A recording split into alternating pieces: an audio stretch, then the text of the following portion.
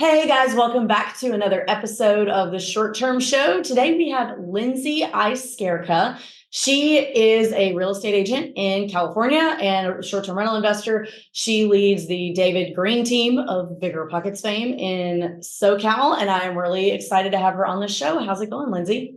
I'm good. How are you? I'm doing awesome. Thanks for coming on. Thank you for having me. Yeah, so let's just start. You and I are buddies. We text all the time about Peloton and dumb stuff. So I already know, but why don't you kind of just tell our listeners who you are, how you got into real estate, and what your story is. Yeah, thanks. So quick backstory. After grad school, it was like 2012. I was working and I was a personal trainer.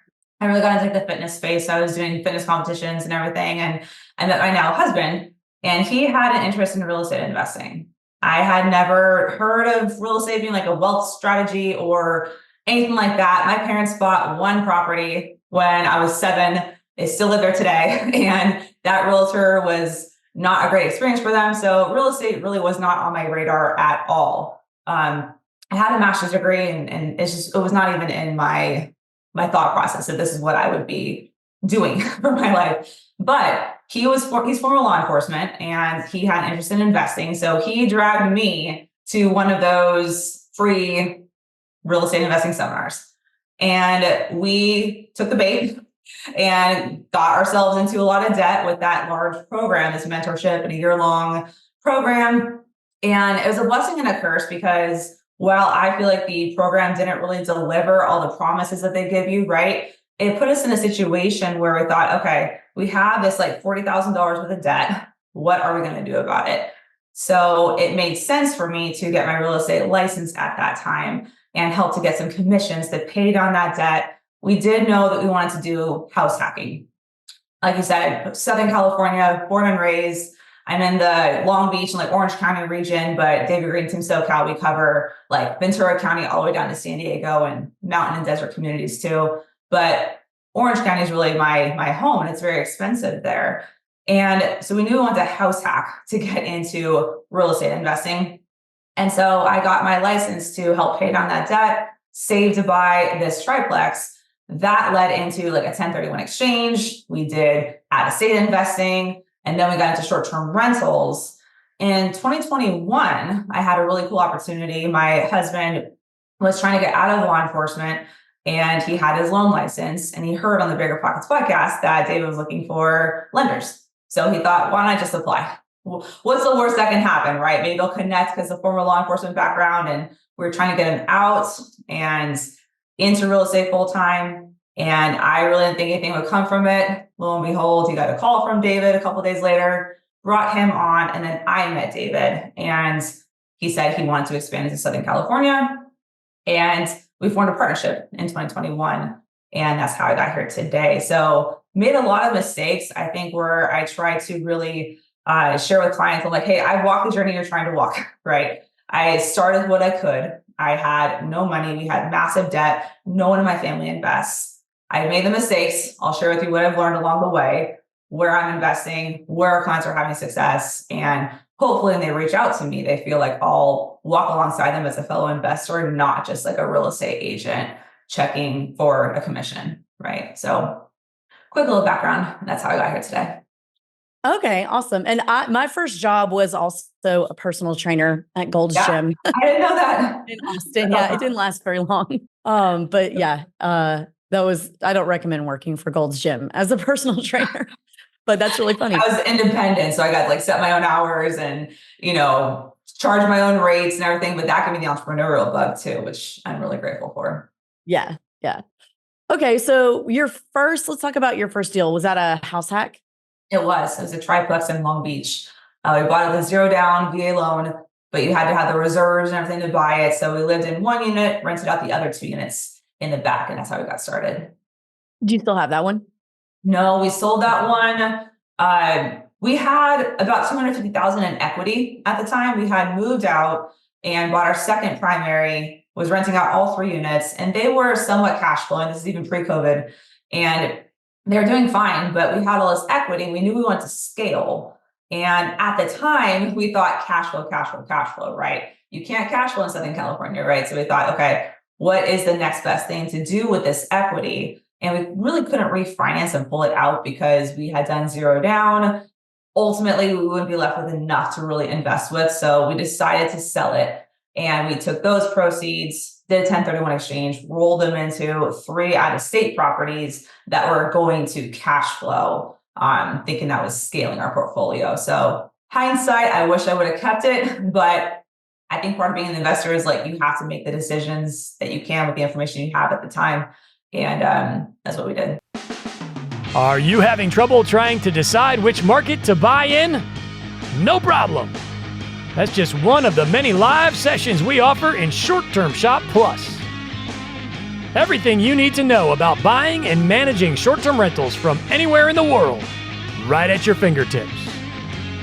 You'll also get early access to our world-famous Management Monday sessions, live each and every Monday.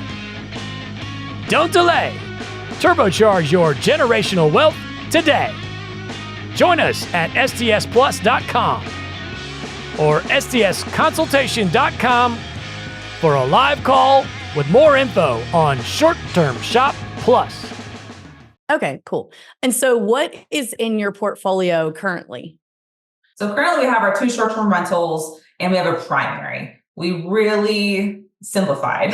We wanted fewer doors, better performing properties in better markets than chasing the, X number of doors that only yield you so much, right? So we sold our out-of-state investment, long-term rentals. We had 2 short-term rentals and we have our primary. And we're still looking to buy, but we might want to get back into small multifamily. I think it's gonna be our next venture, but who knows? We'll see what the market offers.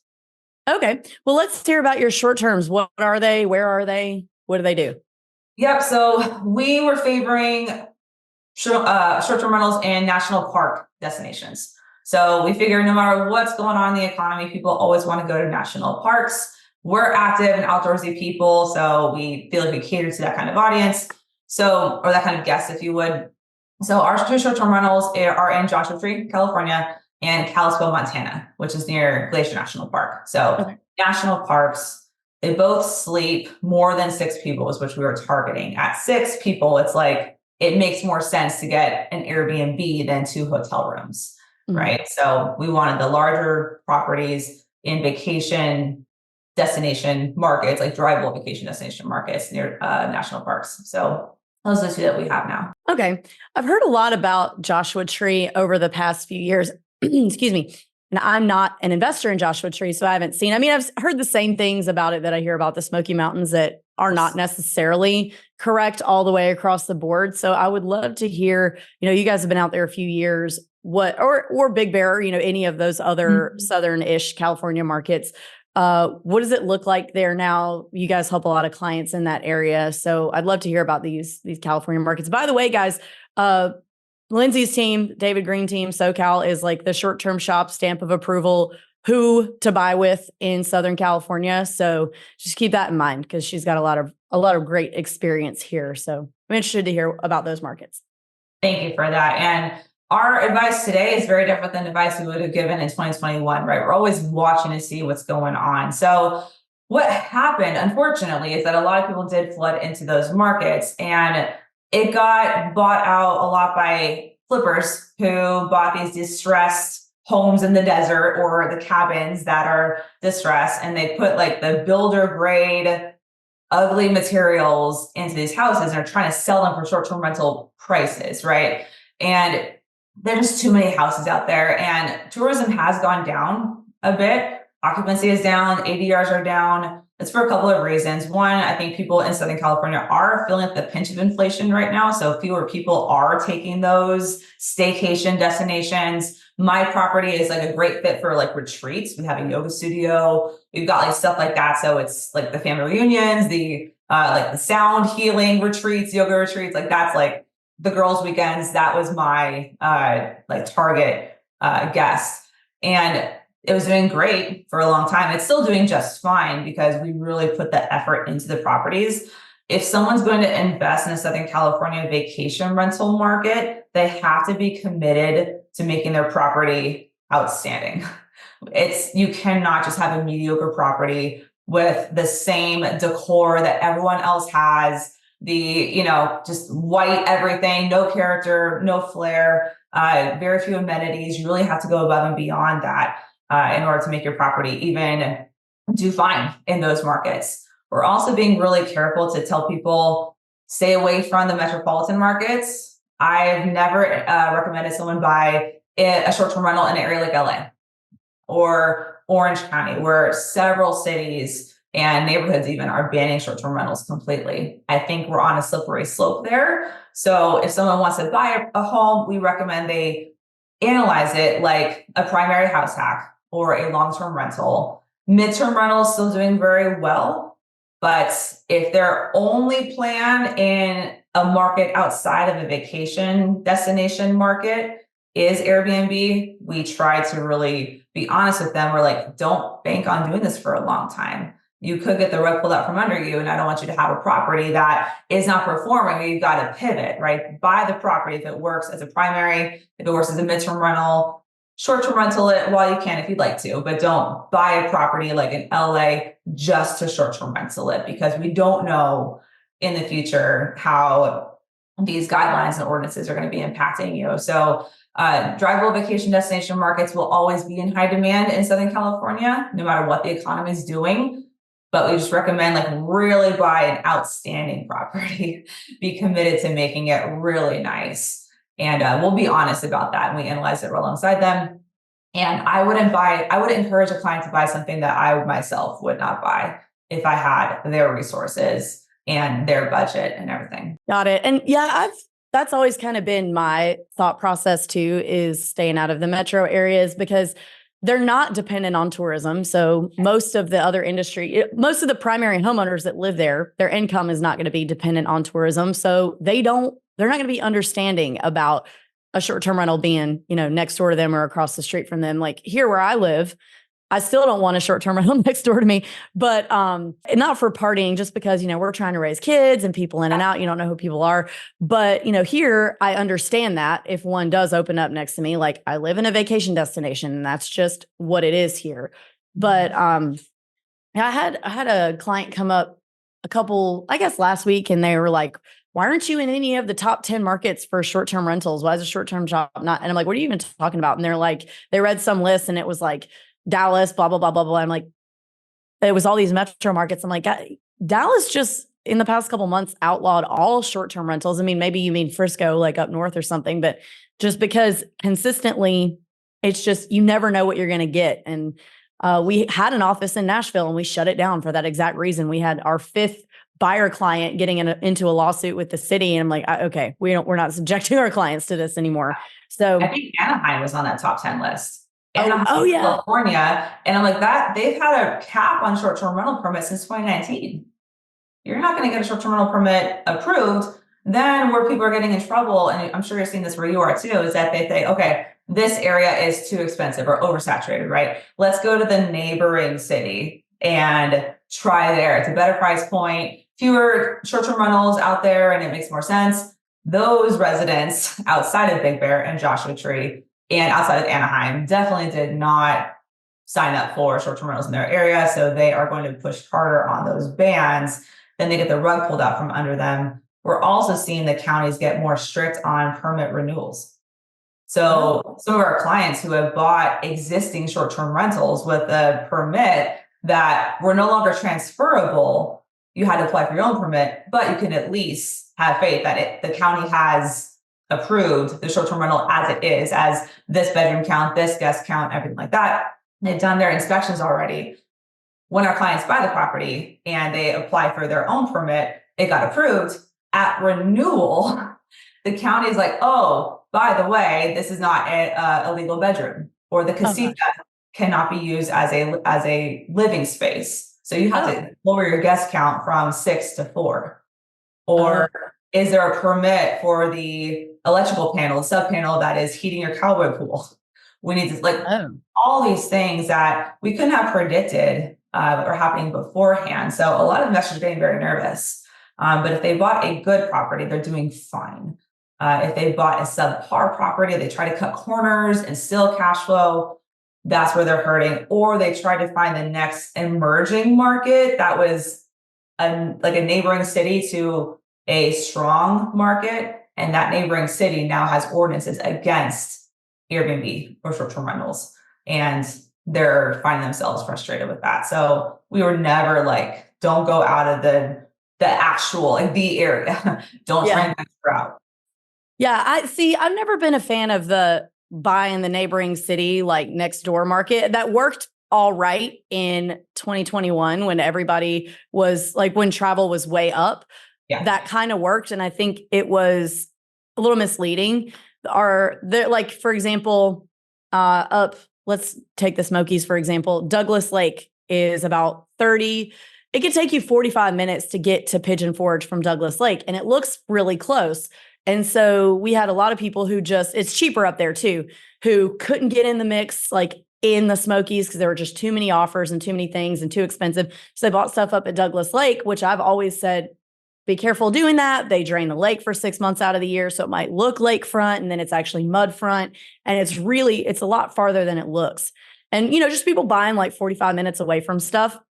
And that worked then, but they were the first people to turn around and sell when tourism started kind of going back to normal, because people they don't want to be 45 minutes away. They want to be in the thick of things. So I see the appeal of wanting to do that, but I just don't think that it's a great idea because you just don't know. Yeah. So yeah, anyway, but Southern California. So what I know about Southern California is like the Joshua Tree and Big Bear.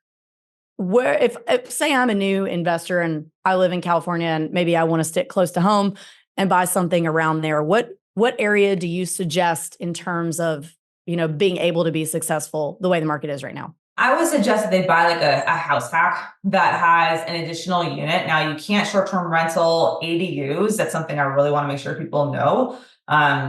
Accessory dwelling units, you can get them permitted. You can midterm rental them. You cannot short-term rental them. So if you are going to look for a property that you can do a short-term rental on, just be mindful of that. We have some clients that will live in the ADU and put their main house on Airbnb. Now, we do have the Olympics coming, right? We got the Olympics coming in 2028. So I would suggest like looking for a property that's like a 2 to 4 unit, maybe has an ADU or something, and midterm rental it, because that potentially could be a really great moneymaker once we have the whole world coming basically to LA and the surrounding areas. Long Beach is very coastal, right? Long Beach is a year-round place that people would visit for several different things. The convention center, the beach right there, very close to LA. So that's still an area. Now, some neighborhoods in Long Beach have actually banned short-term rentals, unfortunately, around the university there. But in general, you still can get a short-term rental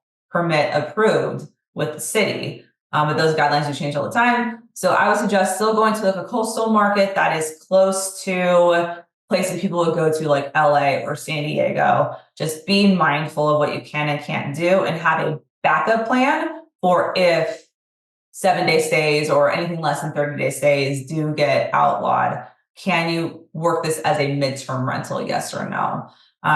So I would look for the areas where Olympics are coming to, coastal, and also near universities are always a good idea.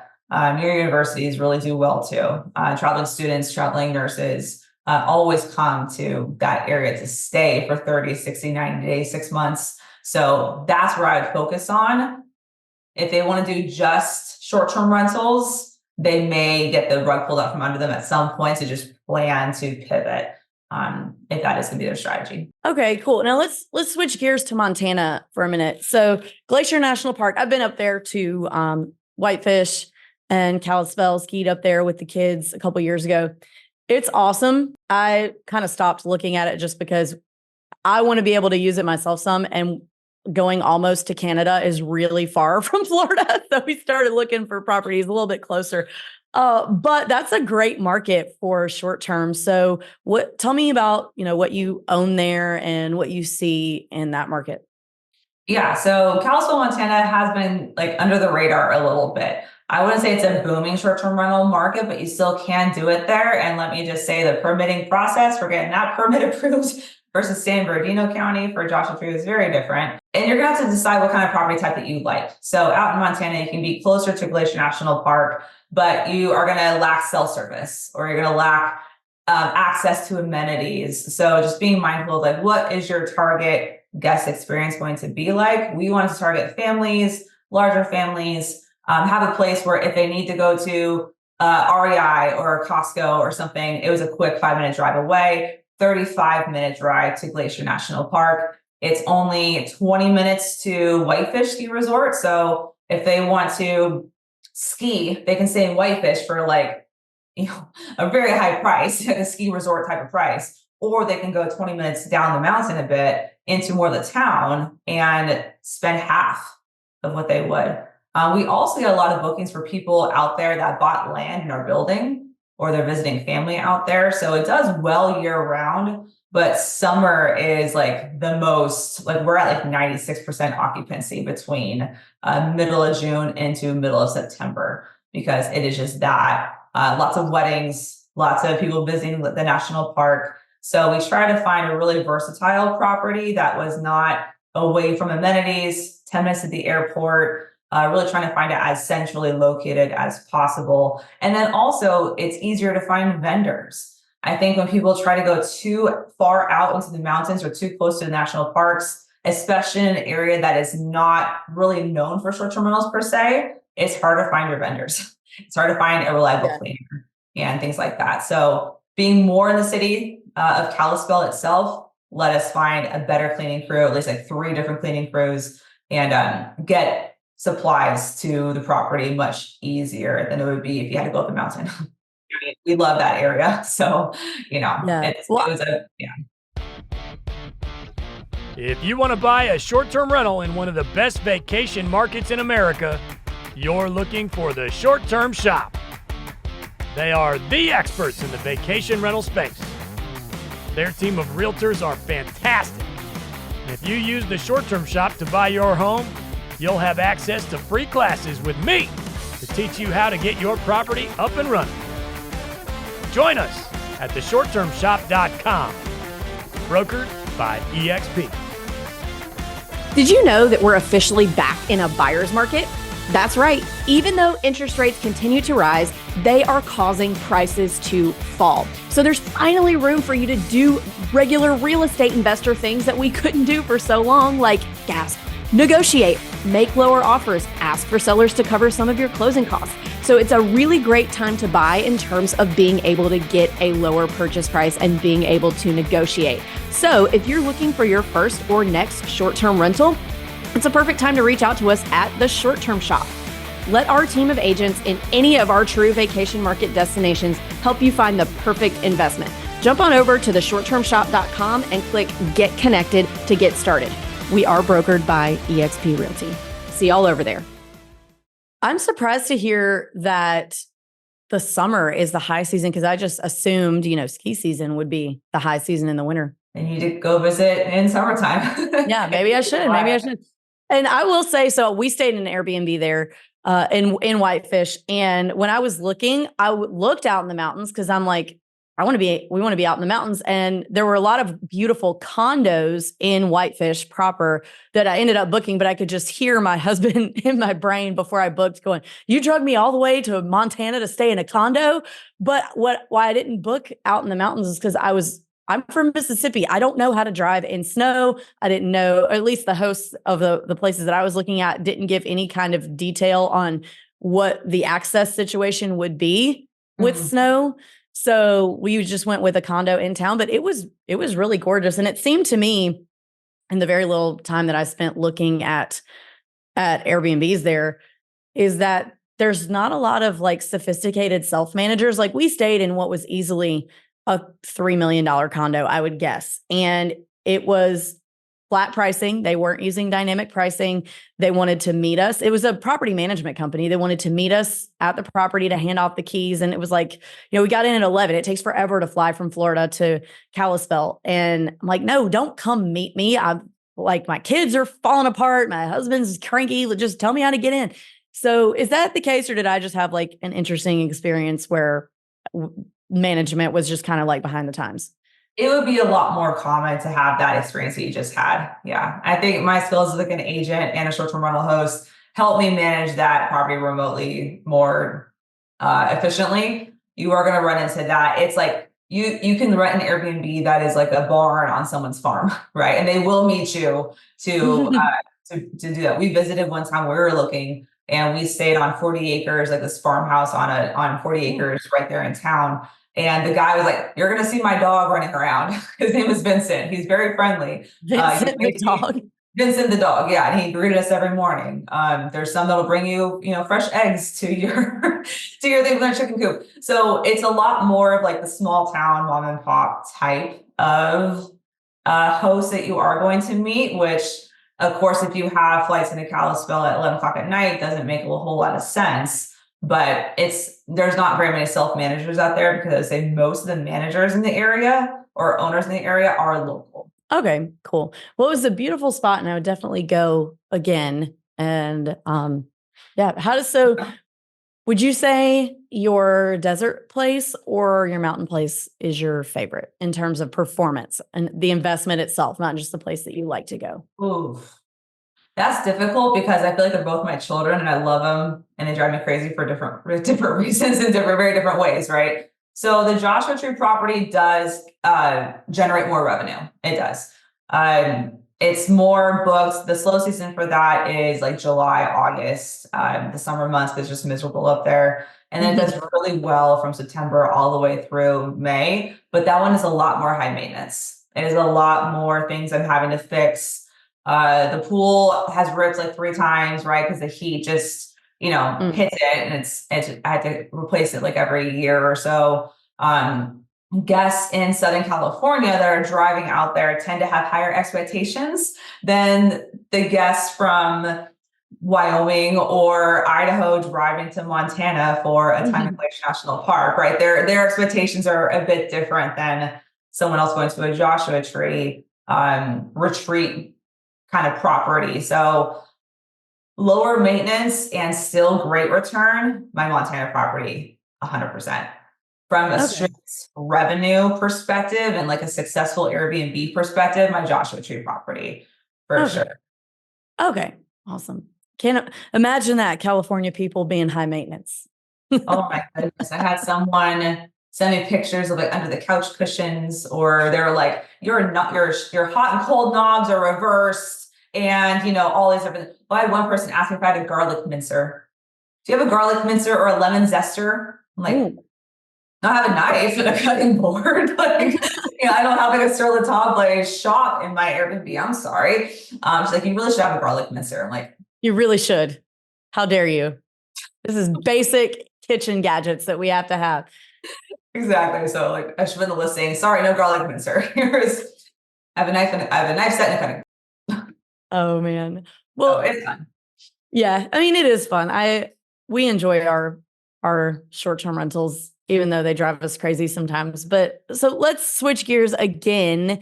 And I want to talk a little bit about the real estate market as a whole and just general expectations and things like that. So what I'm seeing, and I posted a reel about this yesterday, is I'm not talking about our need to sellers, like people who might be financially distressed, who may be over leveraged, who need to unload. I'm talking about our want to sellers of understanding what is on the market and not just what has closed. So for example, we've had a few big funds that are listing with us. They didn't buy with us, that we've got their properties listed and they are really, really like hyper focused on the comps that have sold, which is important. And, but those comps sold, 6 months ago.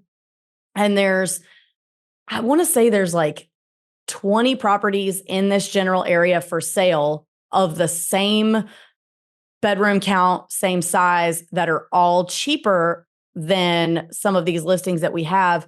And they're just not understanding why ours aren't selling. It's like, well, we're the most expensive property on the market and we're not the nicest one either.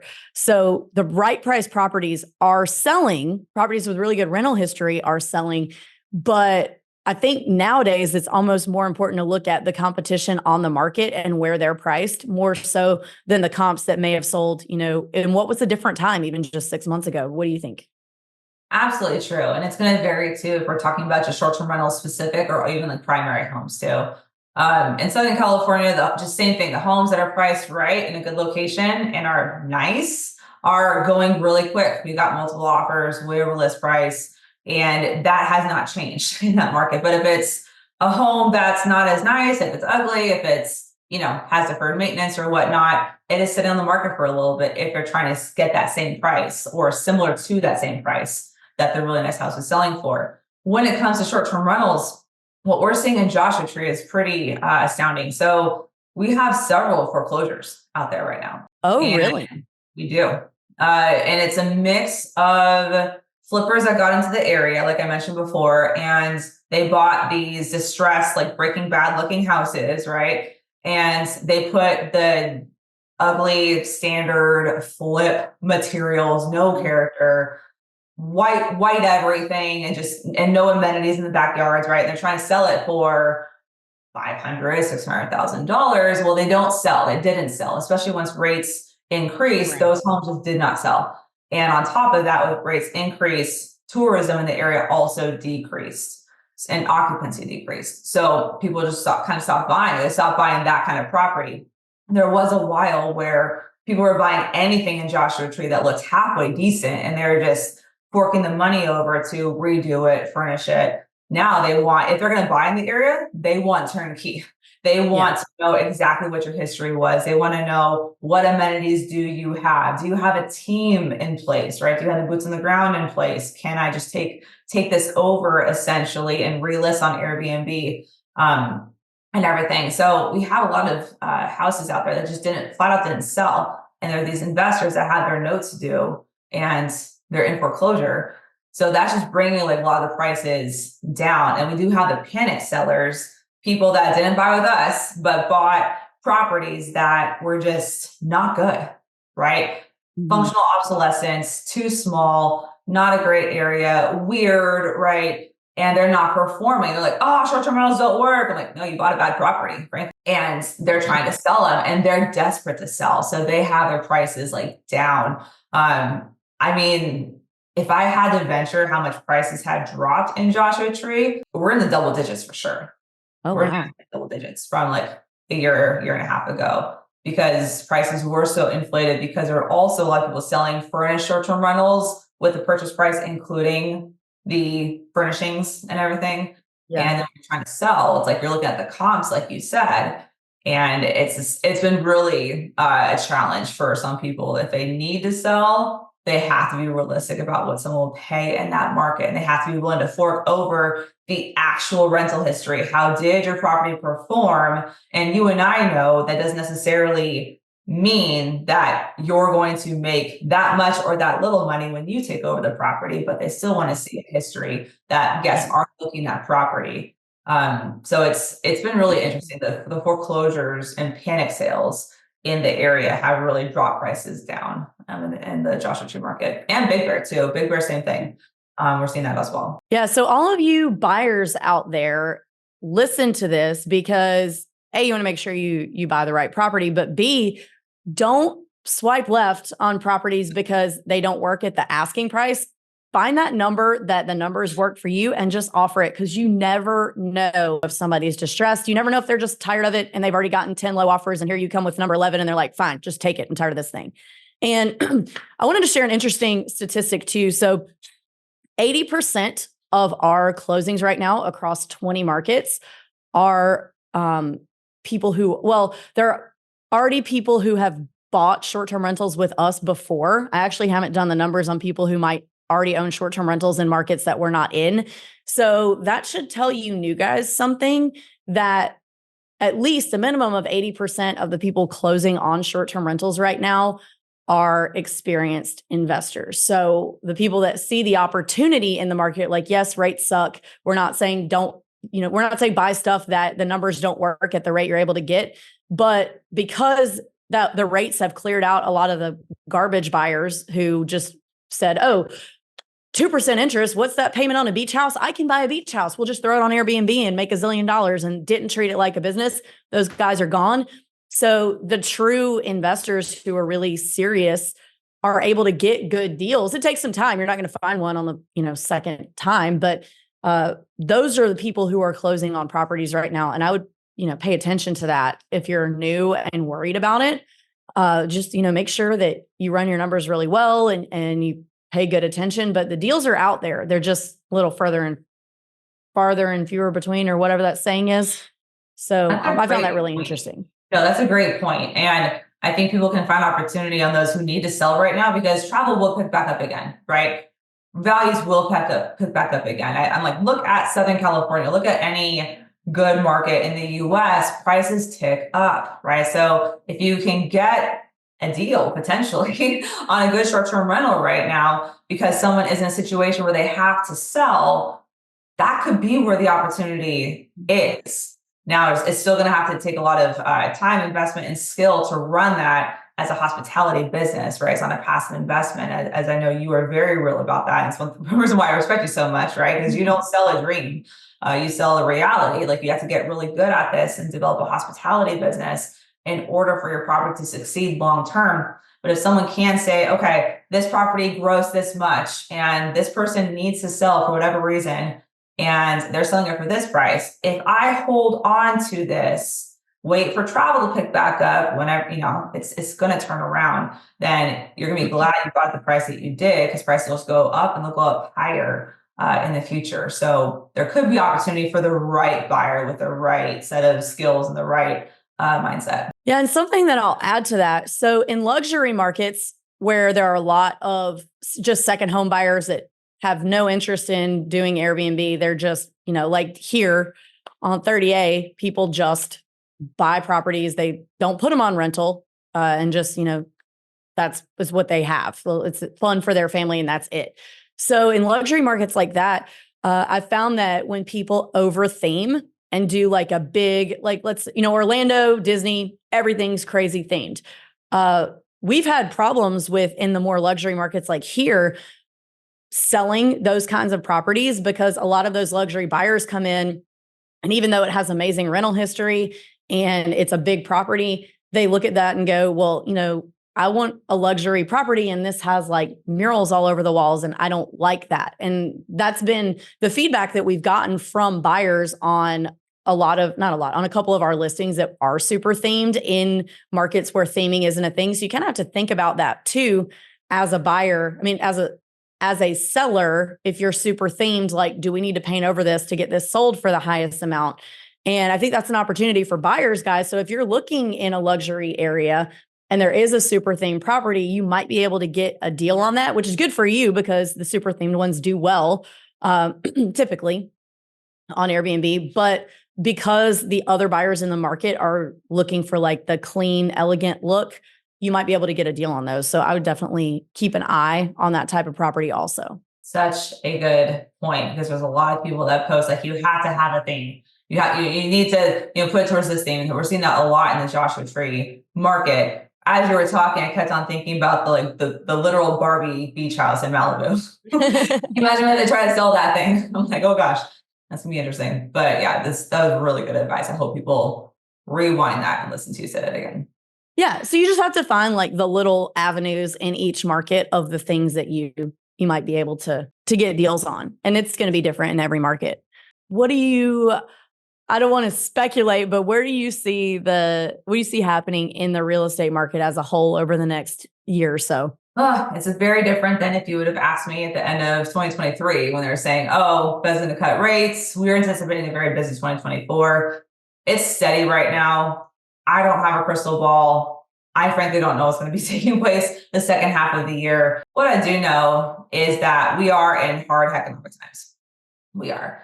And at some point, that's going to come to the forefront. At some point, that is going to result in rates ticking downwards. And I don't know what that's going to be. It could be drastic or it could be little. I don't think we need a lot of movement when it comes to interest rates going down for the market to pick up like crazy, because everyone's baseline adjustment And David talks about this all the time.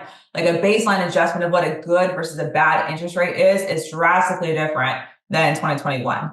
I remember when rates hit 3% and buyers were like, oh, that's a bad rate. And thinking, are you kidding? 3%. Then when they hit 5%, people were like, oh, rates suck. How many people would kill for a 5% interest rate right now? We're seeing people like buy down their rate almost too much because we're like, how long are you hold to this property? Do you really want to buy down the interest rate that much? But the safety and like the perception of a good versus a bad interest rate is very different. So in today's market, we just need like a low 6 to spark all this pent up demand. And we, at least in my market, firmly believe we're going to see an influx like we saw in 2021. Overbidding craziness, waiving contingencies. I never waived inspection contingency. That was never something I suggested a buyer do. But people are going to feel desperate once again to get into a home because they can see very clearly that prices are still going up. The wages are not keeping up. If they don't buy soon, they may not be able to afford at all. And, it's a very scary reality. So I think that we will see interest rates tick down, but essentially we might see interest rates tick down just a little bit. And that is going to spark a lot of pent up demand among buyers. I don't think we're going to see 3%, 4% interest rates. If we do, it'll be because we have really hard economic times and people will be nervous to buy because they're unsure about the economy, right? So there's always going to be something keeping people on the sidelines, but a bit of an ease in interest rates will open the floodgates of buyers sitting on the sidelines for sure. I'm actually a little bit worried about that because right now it's already like there's very little inventory. There's very little new properties being built. And I agree with you. I think that prices are going to go up quite a bit if interest rates get into the low 6s because everybody's going to rush. Like, for example, the house I live in, I was talking to some moms yesterday and people were talking about like, what they don't like about their house and they'd like to be able to move. They weren't planning on living in this house forever. So my house that I live in, I did not pay this price for it or anywhere near it. But in order for me to downgrade into a house that is not quite big enough, like maybe 1 bedroom, too small, $2.5 million. And it's regular people can't do that. And, it's like that in every market, maybe not the exact numbers, but the ratios are the same. And people don't want to spend 2-3 times what they paid to downgrade. And I think that once rates get to like I said, I think you're right. Low 6s. I think everybody's going to be out there. Like maybe I'm being a little too crazy, but I'm like, there's some new pre-constructions like down the road from my house. I'm like, should I get some of those and rent those so that like my kids can afford to live when they grow up? Because I worry about them not ever going down because typically they don't. They might have some small fluctuations, but they trend upwards. Now I'm being like a little crazy conspiracy theorist, but I worry about that, about my kids being able to afford houses. I do too. We firmly believe we need to have at least in a few houses so that our kids can have a house in case, government has to also own the house with you, or, the subsidized housing is going to be more of a thing. We're seeing that trickle in California just a little bit with these different programs, right? Where it's like, okay, we'll grant you this money, but we have an equity share in your property. Great. Yes, let's get more people into housing, but just be mindful that does mean that they also have an interest in your property. So I see that becoming more and more of a thing.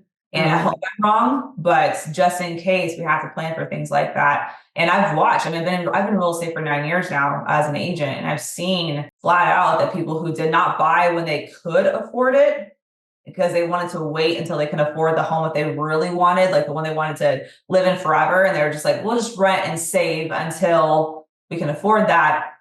They cannot afford that. They're still renting.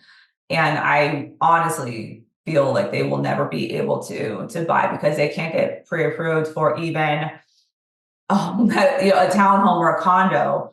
Townhome condos in my area are, in the 600,000 plus, depending upon the market. So it's just with HOA. So that's a big fear that I have.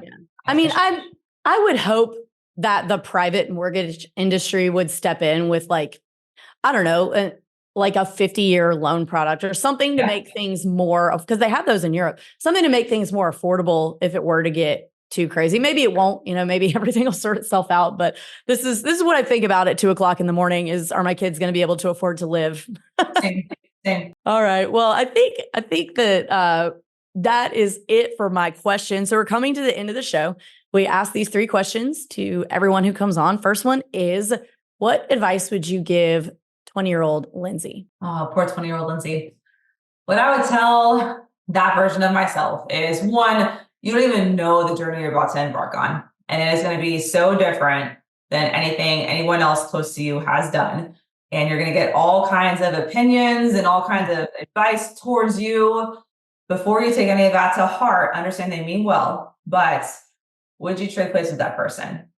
Have they built anything? Have they accomplished what you're trying to accomplish? Have they learned lessons that you're hoping to avoid, right? If you would not trade places with that person, understand that their opinions and their advice to you as a new investor, a new agent, new entrepreneur is going to be well-meaning, but just take it with a grain of salt. Appreciate it. Don't take advice from even those closest to you if you wouldn't necessarily trade places with them in that area. So, and just keep your head down. I think people look for opportunity before really becoming really good at what they do, right? Yeah. I want to find a mentor. I want to find the person that's going to make me successful, or, I want to find the realtor. I want to find the whoever that's going to make me a millionaire, right? When in reality, if you spent that energy really intentional about becoming so good at what you do, when I was a new agent, I was like, I'm going to be the best agent that I absolutely can be.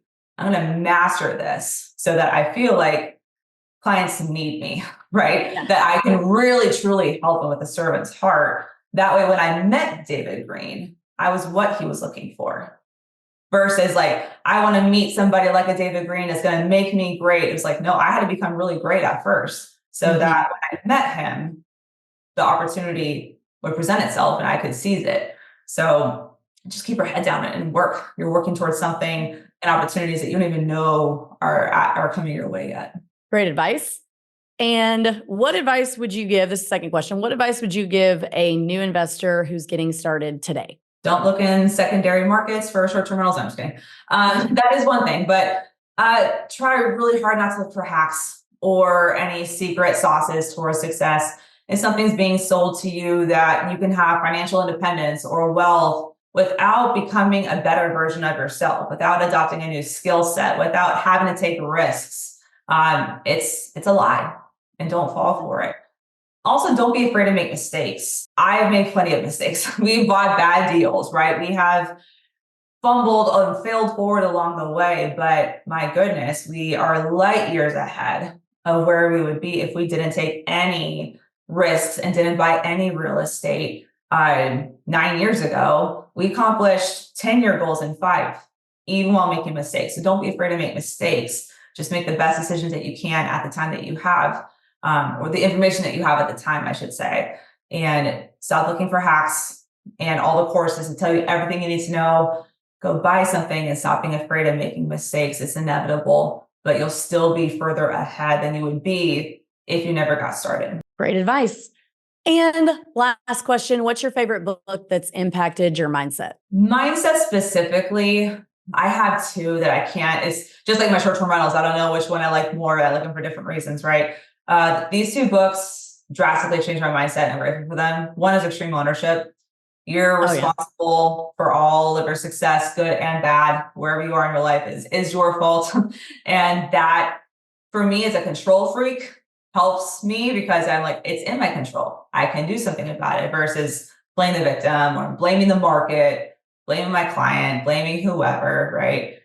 It's on me. I'm responsible for it. So I love that book and that mindset. And Atomic Habits, where, you and I talk about Peloton a lot, right? Where it's like, I put my shoes next to my treadmill so that it's one less obstacle where I'm like, oh, I got to go all the way downstairs and get my shoes before I run. Or, you set yourself up for success with these little habits that you have, and it helps you to control the day and therefore get you closer to your goals and accomplish more. So Atomic Habits for sure, and Extreme Ownership for mindset specifically. Awesome. Great recommendations. So if our clients want to follow you, get in touch with you, our listeners want to follow you or get in touch with you, how do they do that?